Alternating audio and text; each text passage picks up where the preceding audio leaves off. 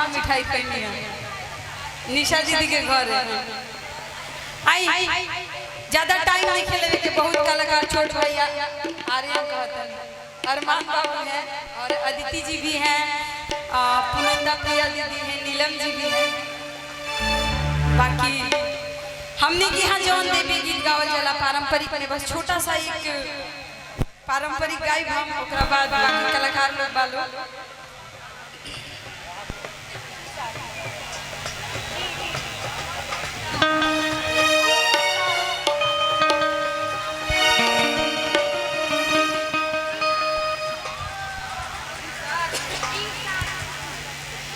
और आई आवल जो हो गई बहुत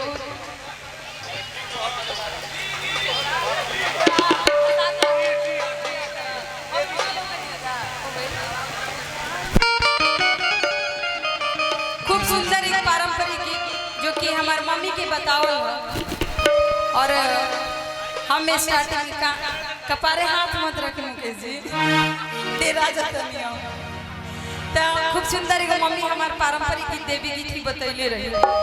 आई रउआ सबके सामने हम थोड़ा बहुत सुनाई बाकी रउआ सब आशीर्वाद देव जा। हमने के तीनों बहन के और पारंपरिक गीत बा जो हमने के यहाँ गावल जाला वो सुनाई।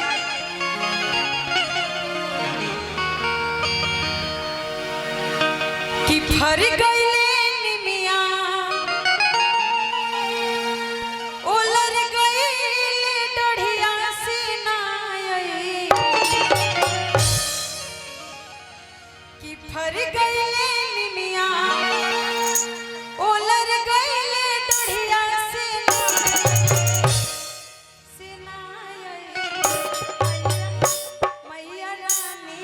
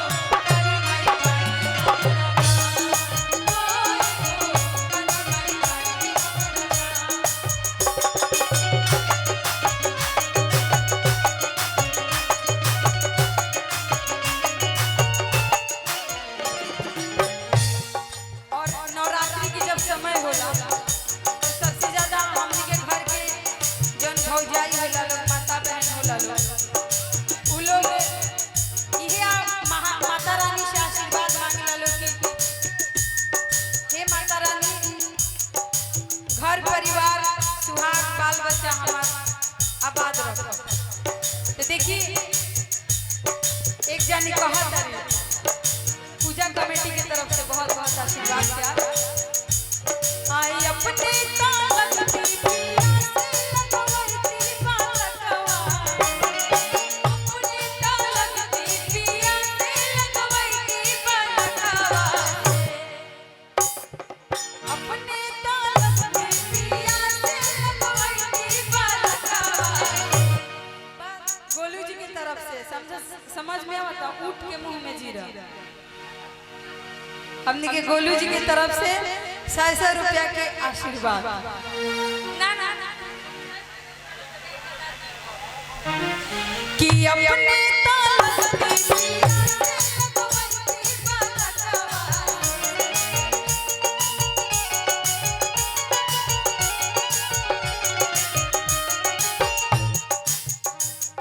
ओकरा बाद ए जब माछी के जनसंख्या ढेर बदे अपने तालगती पिया से लगवैती बालकवा, बालकवा घोड़ा वाला गवैती बालकवा, घोड़ा वाला गवैती बालकवा। हरि गइले दुनिया वो लग गइले कढ़िया से ना आइले, हरि गइले दुनिया वो लग गइले कढ़िया से ना आइले, मैया रानी अंगनवा में आइले, मेरी मैया अंगनवा में आइले, मैया रानी